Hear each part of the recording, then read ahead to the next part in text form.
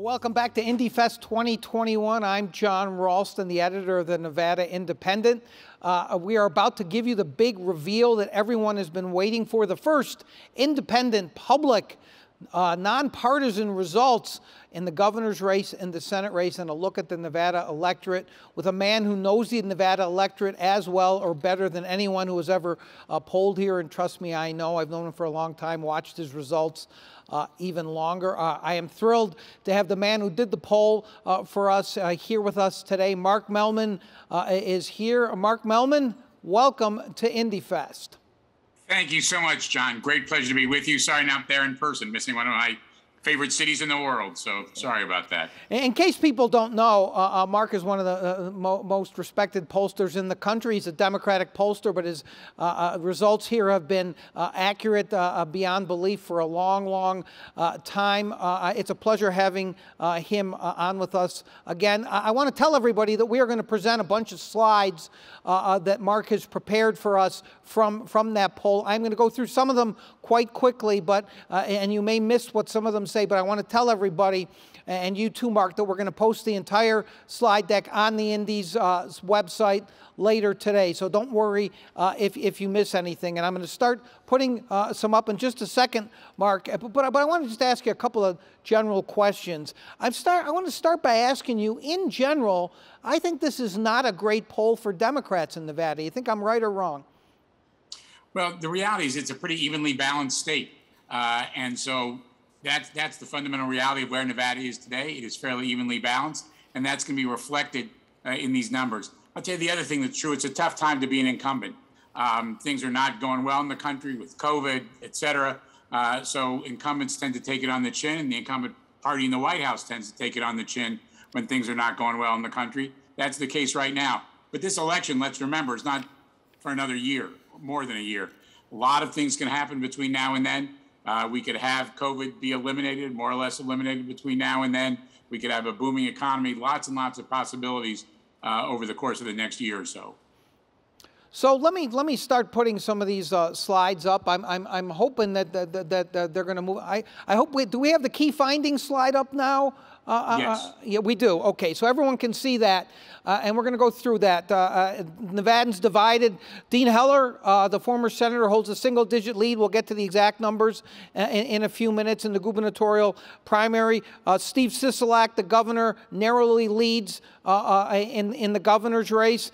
Catherine Cortez Masto, the incumbent Democratic senator, leads in the Senate contest with independents slightly favoring her. Republicans and Democrats, shockingly, have sharply different views on a range of topics. And nonpartisans, what we asked Mark to take a special look at, and in other parties are mostly, as you described them, closet partisans, with some conflicted and others disenchanted and disengaged. Amplify that last part a little bit, Mark. Well, the truth is, if you look at those nonpartisan registrants that you were fascinated by, the reality is somewhere between 75 and 85% of them are really closet partisans. They don't want to identify themselves as Democrats or Republicans. They don't want to register as Democrats or Republicans. But in fact, for all intents and purposes, they behave just like Democrats who are registered as Democrats, or just like Republicans who are registered as Republicans. So they're really partisans that are, to some extent, masquerading as independents when they sign their registration form. There's a few who are genuinely conflicted. There's a small number who really are really on both sides, swing voters. It could really go either way. There's some number of people who are really just ill-informed, disengaged, disenchanted, don't like either party, don't like any party, and are really disengaged from the process as well. So there's a mix of those other people. But the bulk, the overwhelming majority of these nonpartisan registrants are actually just partisans who don't want to take a party label. Do they not want to take a party label? And you've been doing this for a long time, Mark, because the brands of each party, for different reasons, have been damaged in the last few years. Is that why they don't want to be identified with a party, or is there something more to it, do you think? I think that's part of it, but I think there is more to it. There are certainly some people for whom the party brands are damaged. But, you know, when we look at those people who are closet partisans, there are some, for example, who have a favorable impression of the Democratic Party and an unfavorable impression of the Republican Party. They're pretty clear partisans, and the same thing goes the other way. which is to say they're people with favorable views of Republicans, unfavorable views of Democrats. So they're not looking at a damaged brand. What those people are saying is, first of all, they like to think of themselves as independents. They like to think in their own minds that, yes, I judge the person, not the party. I'm not tied into that whole partisan shtick. So I'm independent of that. But in fact, they're not. They like to think they are. They like to portray themselves that way. They like to sign the form that way. But in fact, they're not. So let's go through some of these findings. First, I want to let people know exactly what you did. You can see it up there on the screen. There was a 600 statewide sample, which is fairly standard, a 4% margin of error. And then Mark did 2 oversamples for us, one of Republicans and one of those nonpartisans and minor party registrants, which has about a 5% margin of error, and you can see when it was taken, the 3rd week in September. So Nevadans are divided in their opinions of elected officials. Let's take a look. People are not feeling that great about the direction of the country or the state, significantly worse for the country than in the state. What do you make of those numbers, and how do they compare to how people feel in other states, Mark? Well, the truth is people are pretty negative about the direction of the country right now. Understandable, again, given the economy, given COVID, given the internecine quarrels that are going on in Washington. So it's understandable that people are not pleased with the direction of the country. People are usually happier about things closer to them, happier about their state than they are about the country. But still, Nevada's been hit hard, as you were describing in your last panel, and people feel that. Again, whether it's the economy, COVID, both, combination. And so people do not think Nevada's things are going well in Nevada either. This is something that makes it tough for incumbents, as we were talking about at the outset. When people are not pleased with the way things are going, they tend to take it out on the party in power, the incumbents, and the incumbent party in the White House. And that's why this environment is a difficult one for Democrats, no doubt about it. So let's take a look at some Nevada elected officials and how they are doing.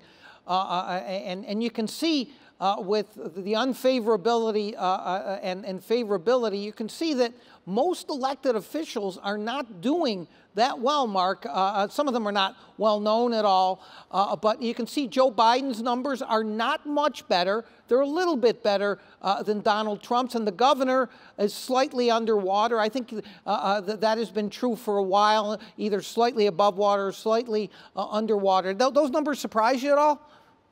You know, not really, because we have this sclerotic partisanship that really locks people into place. So you had a fairly narrow margin in the presidential race. You have a fairly narrow difference between Trump and Biden at this point. As we'll see, we have a fairly even division between Democrats and Republicans in the state. So in this very partisan time, when people are, they like their party, the people in their party, they really dislike the other folks. In this highly polarized, highly partisan times, we're going to see this kind of division. That's exactly what one would expect, I think. So just in case people are not aware, the registration in this state, the Democrats have a slightly more than 4% edge over Republicans, but the plurality now is held by those nonpartisan and other registrants, or the closeted partisans, as Mark Mellman would now describe them. Let's take a look at this. Joe Lombardo, who is the sheriff of Clark County and is running for governor on the Republican side, is the only official that we measured in this poll with positive ratings, and he still has a significant negative rating in this poll as well, as you can see. But everyone else, wow, the job performance. Look at the governor's numbers there. That's pretty stark, isn't it, Mark? Yeah, nobody can look at these numbers and say they're good numbers, but again, it's what you would expect, I think, given the circumstances that the country's in, given the circumstances the state is facing. As you look around the country, you would see lots of other governors and lots of other senators with numbers of the kind that Nevada's elected officials have, just because, again, things are not going well, and people take that out on incumbents.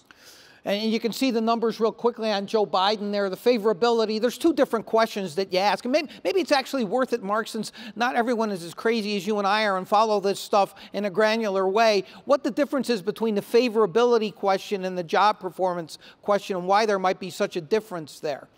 Sure. So favorability sort of measures your emotional reaction to somebody. Do you have a favorable or unfavorable opinion? And your mother, like mine, may have said to you, if you don't have something nice to say about somebody, don't say anything at all. And so people tend to have more favorable ratings than they do performance ratings. The performance ratings ask people how good a job that person is doing. And only fair we count as a negative, because the truth is people who say someone's only doing a fair job tend not to vote for them. Though some people do, obviously. In any event, favorability tends to be higher than job performance. Two different indicators. Sometimes they're close together. Sometimes they're farther apart. This is an example where they're farther apart. What that means when it's farther apart really is that there's more opportunity for Biden to really improve these numbers over time. If you had much lower favorables and low job performance, you'd say, boy, he doesn't have a lot to work with. Here he has something to work with in his favorability. Again, it's an evenly balanced state. It's always going to be close, but he has a lot of room to improve his standing with voters. And of course, that could go, though, either way. You and I don't know what's going to happen in the next year or so before the midterms, which could be affected by his approval rating. Just real quickly, if you look there, I see the independents are slightly -3, as you can see, toward Biden. And that's not really huge, but it's also not great. Well, that's right, except we're going to see when we get a little bit later that these so-called independents are a little bit more Republican than Democrat in the net. Pretty evenly balanced, but a little more Republican than Democrat. So, again, sort of what you'd expect. But, again, the reality is it is a tough time for the incumbent president. It's a tough time for the party in the White House, a tough time for the party that controls Congress and the state house in Nevada. That's going to be reflected in all of these numbers. You know, it's interesting when we go to take a look at Trump, and you wonder why there is a race to the right, as I've described it, in that Republican primary for governor, and we're going to get to those numbers in a few minutes. You look at Trump's favorable, unfavorable among the Republicans, it is still sky high, Mark. Yes, 90% favorable. Trump is a significant, substantial, and important figure in the Republican Party today. There are few other Republicans, if any, that would have a 90% favorable rating among Republicans. So Donald Trump plays a huge role in this Republican Party, and you can see that in the behavior of candidates who are sucking up to him. But it's going to be a problem because, as you see overall, he is not that popular a character. And the -8 isn't, to me, as significant. If you look at this growing cohort of independent voters, and look how underwater Trump is with those independents, 32-58. You can, to use your term of art, suck up to him all you want in a primary, but in a general election, that could be problematic if those independents, 60% of them or so, don't like Trump. That's exactly right. This is the dilemma, the strategic dilemma that Republicans face. It's hard to win a primary by being the Trump. It's hard to win a primary without being the Trump candidate. It's hard to win a general election while being the Trump candidate. We're seeing that play out in the Virginia governor's race right now. We'll see it play out, I think, in Nevada as well, and all the states across the country. Let's look at the governor who is up for re-election. His favorability is, as I said, just slightly underwater. Job performance, really bad numbers there. But you see how affected it is by partisanship, as you mentioned, and the independents. He's 7 points is not a great place to be with them, considering they're a growing cohort. Closeted partisans or not, Mark. Yeah, no, look, there's no question he wants to be in better condition, better shape. Again, a lot of time on both the Democratic and the Republican side for things to happen over the course of the next year. But nobody would look at these numbers and say, great place to be. It's not a great place to be. But again, it's consistent with where governors are across this country, Democrats and Republicans. I want to look at this, the rating for the pandemic, which I think the race is going to be a referendum on his handling of the pandemic. His numbers are terrible overall, including way underwater with independents. And I don't want to telegraph everything here, but Mark, what strikes me as kind of strange about this is that you also have very large majority being in favor of mask mandates, slightly smaller being in favor of vaccine mandates. How does that jibe, do you think, with him being so underwater on his overall response to the pandemic? Well, there's two dimensions here. There's policy and there's outcomes. People like the governor's policies. They like the president's policies in dealing with this pandemic. They don't like the outcome that we're seeing. They don't like the fact that they still have to wear masks. They don't like the fact that we're still having huge numbers of cases and significant numbers of deaths. Nobody can look at those numbers and say, wow, things are going well with COVID. So the outcome is not so good at the moment. Hopefully it will get much better for all of our sakes. But people do like the policies. But those really are separate dimensions. Both are important. Would you say that it's probably axiomatic that if COVID is still around in some form a year from now, that these numbers are unlikely to change, but if it gets better, that his standing is probably going to be better? Well, I'd put it this way. If COVID gets meaningfully better, his standing is going to get meaningfully better. So is President Biden, so lots of other incumbents, if COVID gets better. Does it have to be completely eradicated? I wouldn't go that far, but it has to be meaningfully better. People have to feel meaningfully better about the progress that we're making, and we have to have many fewer cases and many fewer deaths.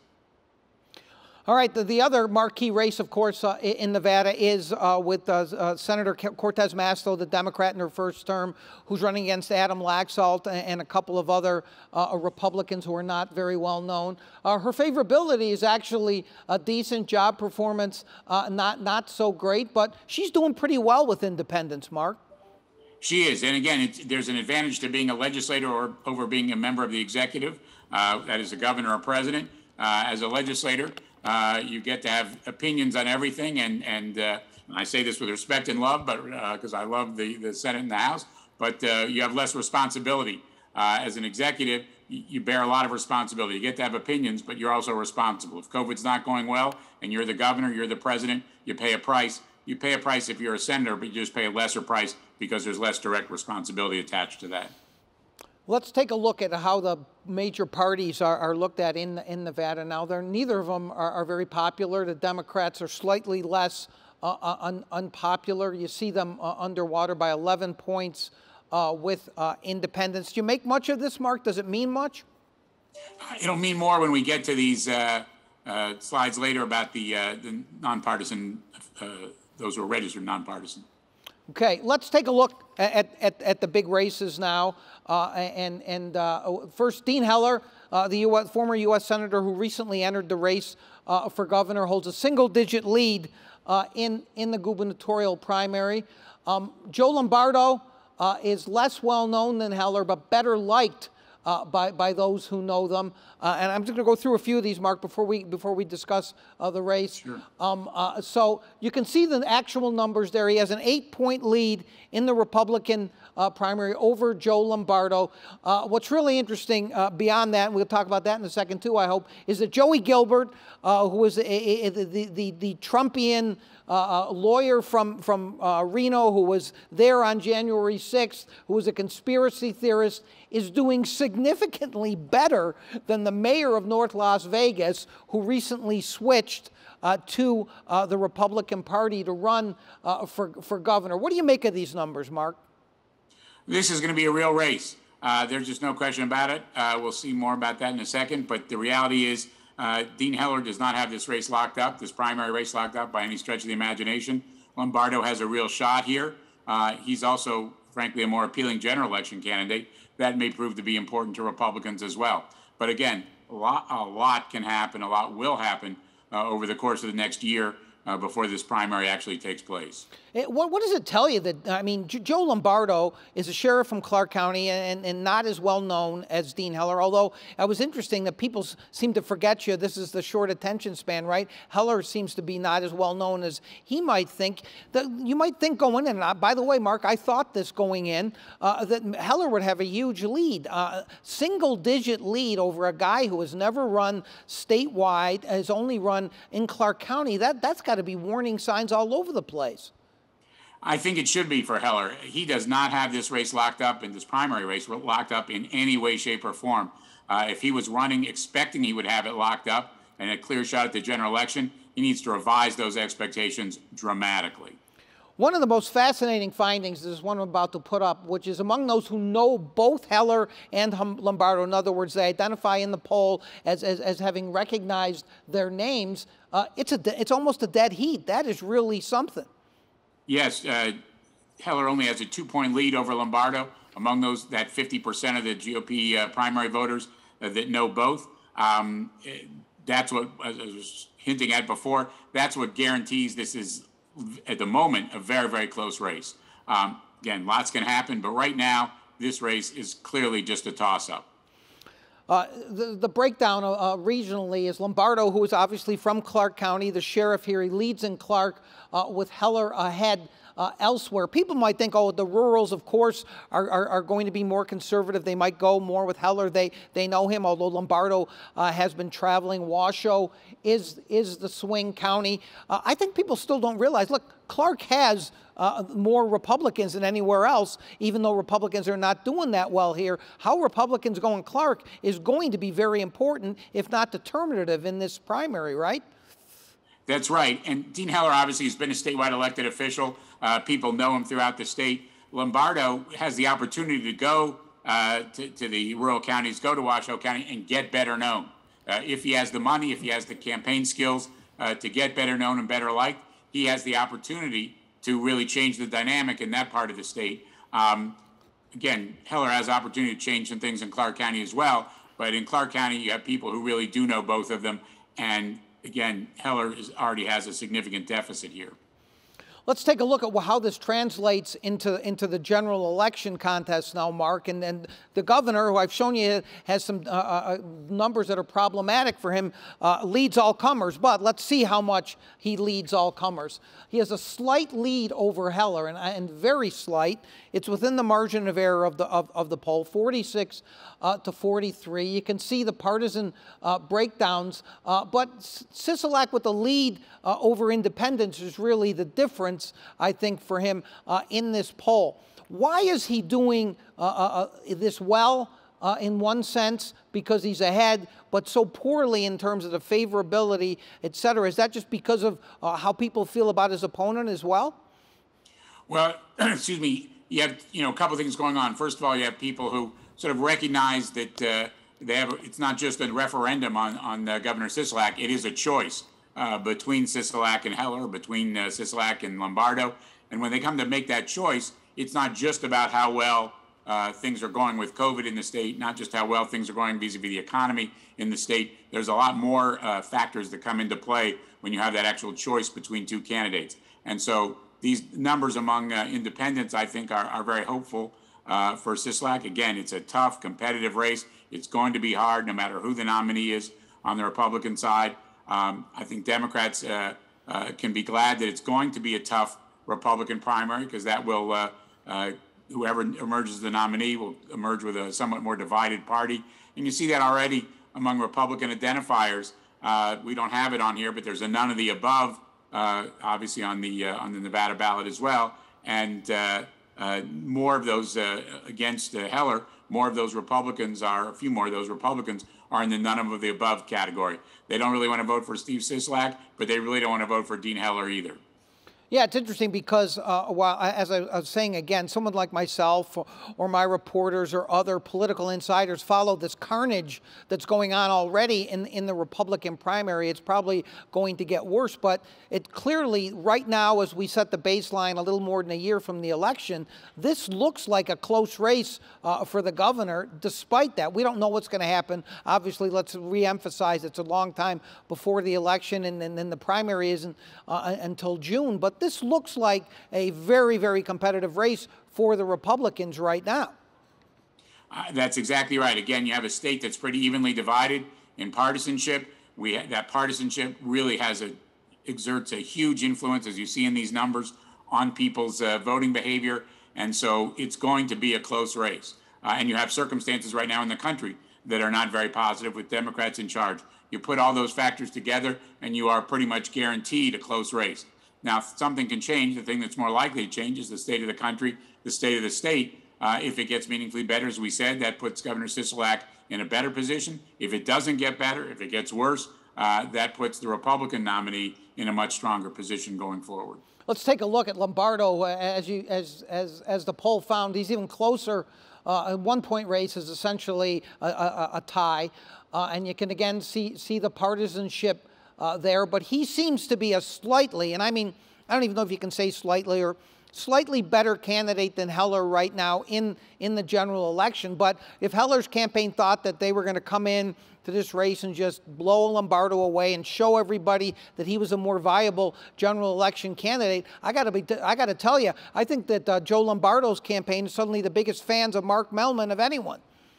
Well, I certainly hope not, but for other reasons. But the reality is that this is a tough competitive primary between Lombardo and Heller, and at this moment you would have to say that Lombardo looks like the ever so slightly stronger candidate. Remember, he is less well known than Heller. So the fact that he's doing better against Sisolak while being less well known than Heller, just another indication of the fact that he is I don't want to overstate it, but a marginally stronger candidate than Dean Heller.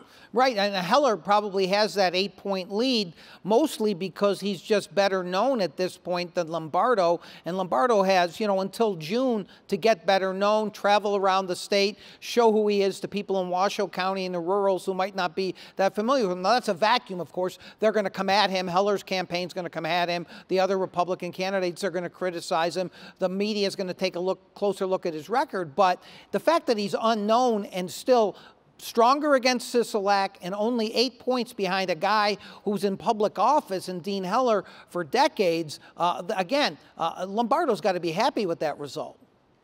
Lombardo has to be happy, and Dean Heller has to be quite concerned. All right, let's take a look at the other marquee race, Mark. That's the Senate race. The Democrat Catherine Cortez Masto narrowly leading in the Senate race with independents favoring her. Let's take a look at the actual numbers versus Adam Laxalt, the former Attorney General, 45-41. That's a close race. If you look where the independents are, that's a bright spot for the senator who is in the close race. She's ahead by almost double digits among independents. What do you make of these results? Well, again, same even division in terms of partisanship in the state, getting us to a very close race for the United States Senate seat. But again, Cortez Masto showing some strength here, given all the givens, given the fact that it is a tough situation for Democrats, the fact that she is ahead, the fact that she's ahead meaningfully among independents, all of that I think bodes pretty well for her. But she too is going to have a tough, difficult race. Look, I go back, if you talk about, I got to confess, having said these not nice things about Heller and Laxalt, I'm probably the only guy in Nevada politics that's been involved in races that Democrats have lost to both of them. So I have a respect for both of them that I've earned in unfortunate ways. But the reality is neither Laxalt on the one hand nor Heller on the other have ever been the strongest candidates in the world. They've been able to win usually in sort of extraordinary circumstances, but they have not been the strongest candidates, and there's really not a lot of evidence here that they are particularly strong candidates today. A little bit of that painful history in case people don't know. Dean Heller barely beat Shelley Berkeley when he ran for the Senate after being an appointed senator. I think it was 12,000 votes. Sorry to bring up those bad memories. That's what you're referring to. And Laxalt, the only election he's ever won by less than 1%, if I remember. So I know why you want to forget those, Mark, but thank you for reminding everyone of that. And they were not strong candidates in those races, and they won for a variety of different reasons that are not worth revisiting. But it's interesting to me if you look, I want people to look at this because it's interesting if you look at the regional breakdowns in this. I've always said that Democrats generally need to win by more than 10 points in Clark County, 10 points or more to feel safe, because Washoe is going to be a swing, and the rurals, those numbers look about what statewide results are, 30 to 61. Biden, by the way, only won Clark County by about 9 points, but Washoe had shifted more towards the Democrats, and Biden won Washoe. So did Jackie Rosen, so did Governor Sisolak in 18. But this poll, I don't know if we're going to see all of that right now. You'll see it when we post it. Shows that Washoe County right now, which had traditionally been a Republican county, then became a swing, Mark, is now shifting away from the Democrats. If you look at the internals of the polls with Sisolak's approval rating, with Cortez Masto, that to me would seem to be a warning sign for the Democrats if Washoe goes back to being slightly Republican. Yeah, Washoe has always required a lot of work, and it's going to continue to require a lot of work from Democrats this time around. No question about it. So let's take a look at some of the more general findings here. Some of these issues I think people will be very interested in with Republicans and Democrats, and sharply different views is an understatement, I think. This was an interesting question that you decided to ask. Talk about this question about how culture has changed and what you think it shows.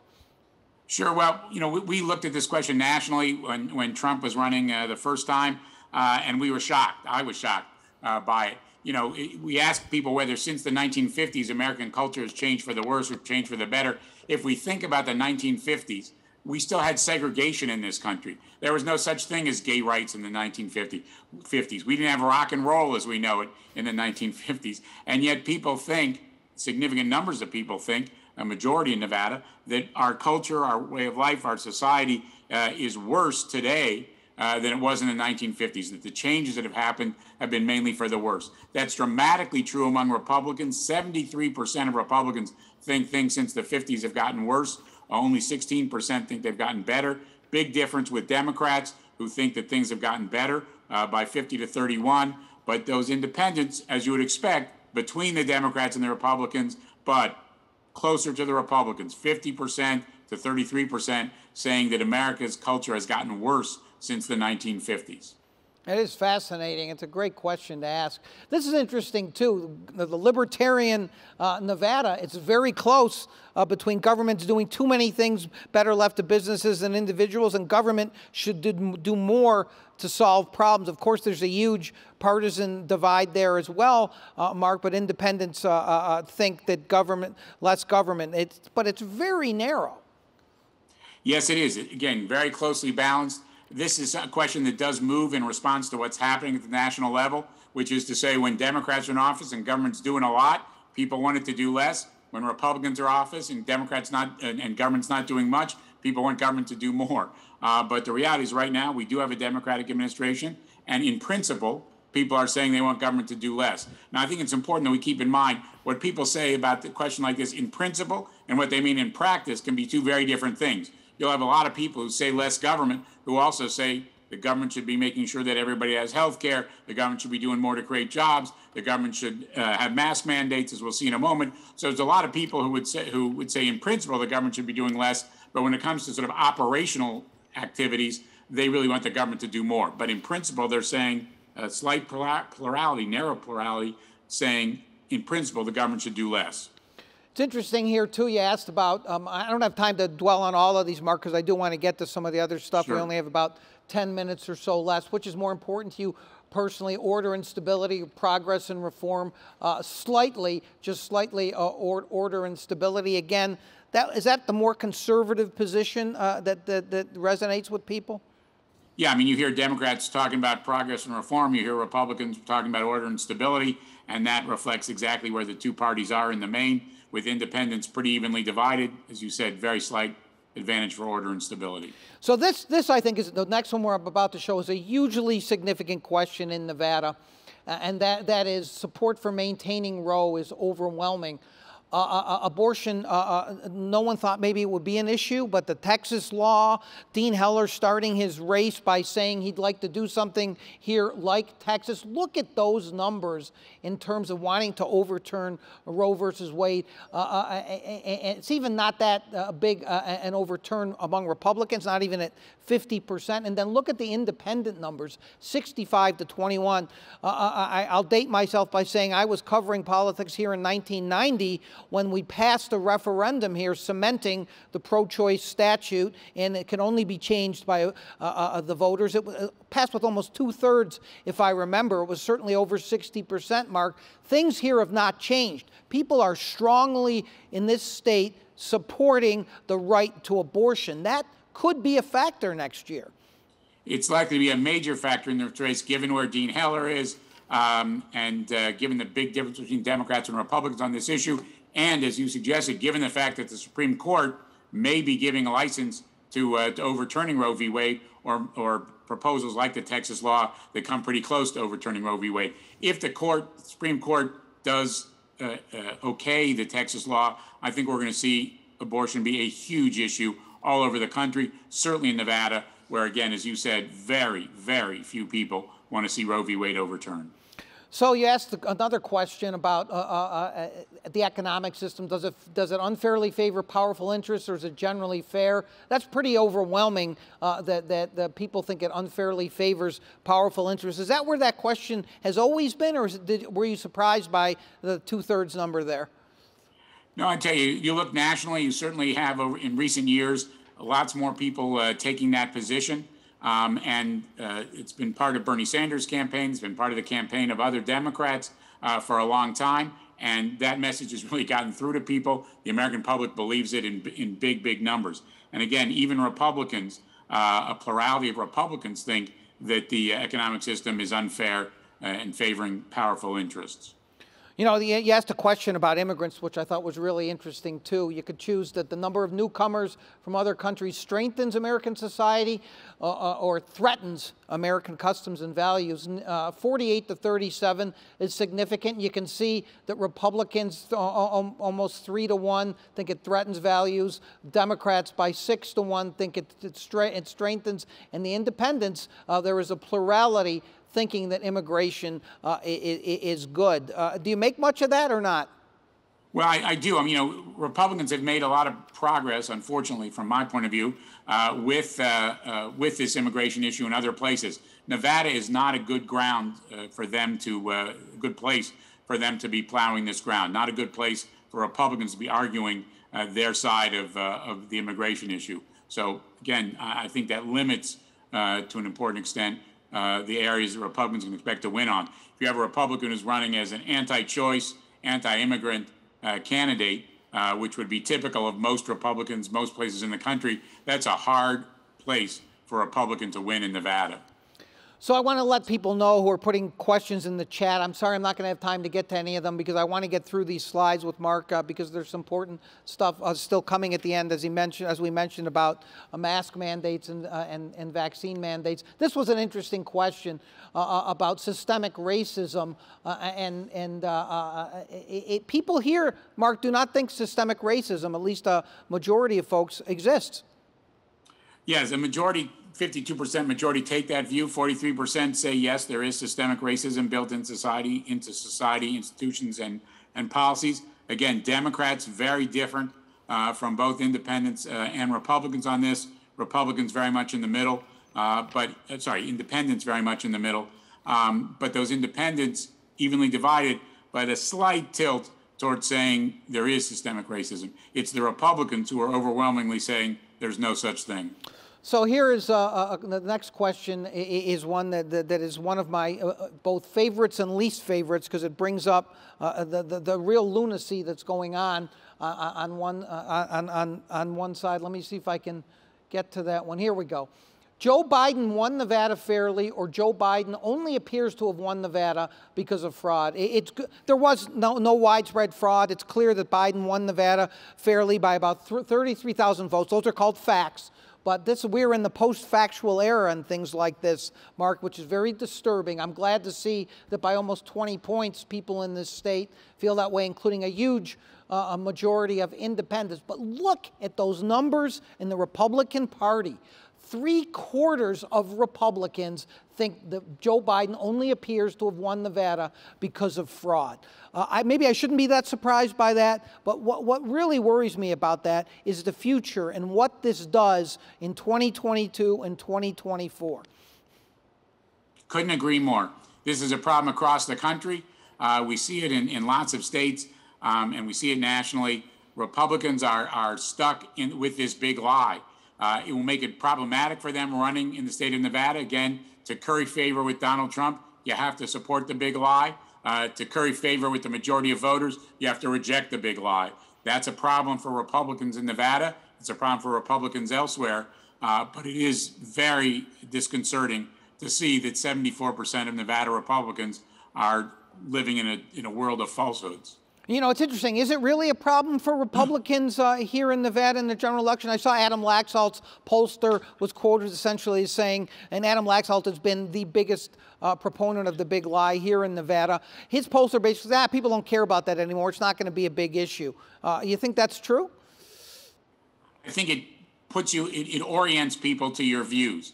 If you're a candidate who comes supporting the big lie, saying that that the election was all fraud, it immediately turns off a large number of people. Again, I'm not saying that people are going to walk in the voting booth saying, I'm going to vote for the person who's against the big lie, but it creates an image of somebody who's out of touch with reality in fundamental ways. Okay, let's take a look at a couple of really interesting results on mask mandates and vaccine mandates. So this was at 60% strongly support mask mandates, including almost 2-to-1 with the independents, Republicans way overwhelmingly against mandates, and Democrats even more overwhelmingly for it. So opposing mask mandates is not going to be a winning issue for you. It's not. And so, again, you have to make this division we were talking about before on COVID between outcomes and policy. People favor these Democratic policies, and trying to argue against mask mandates, it doesn't help anybody win a statewide general election, even if people are upset about the way things are going with COVID. And you have to look at those dimensions separately. If you just say, oh, my gosh, people don't like the way Sisolak's handling COVID, let's be against mask mandates, you're drawing absolutely the wrong conclusion from these data.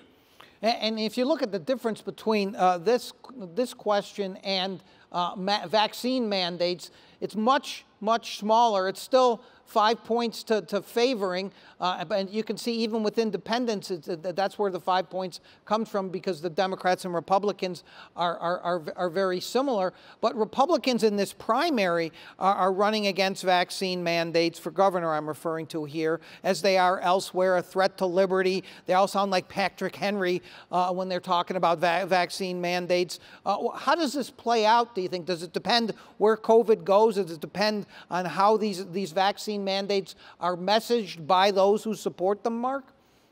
It does, and the truth is we're seeing a lot of them. They are happening, and they do seem to be working. Look, the whole COVID issue, how the issue plays will depend in part on how the disease progresses over the course of the next year. But again, add this to the larger picture. If you're a Republican who is campaigning against immigration, against abortion, against mask mandates, even against vaccine mandates as well, and for the big lie, you present a picture that is at variance with the majority of the people in Nevada, and including a majority of the independents in Nevada, in a pretty serious way. And that overall portrait is one that's going to be very hard for the Republicans to shake. So we're not going to have that much time. We only have a couple minutes left to go over all the nonpartisan other registrants. They're mostly closet partisans, as you said, with some conflicted, others disenchanted or disengaged. They divide into... So we have two different... Go ahead, Mark. Sorry, we have two different kinds of questions. One, we look at people's registration, how they fill out a form. The other question that you just had up was party identification, how they identify. When we say, how do you think of yourself? And as you saw on that slide, it's about a third. Among those people who register as independents, a third of them say that they think of themselves as Republicans. A third of them, a little more than a third, say that they think of themselves as Democrats. So again, even at the sort of simplest level, that registration doesn't tell us as much as we might like. There are a lot of other slides about your very interesting findings on nonpartisan and other registrants. I'm not going to put them up. To tell me just finally to conclude, Mark, and again, I appreciate your taking all this time on a Sunday to go over these results with us.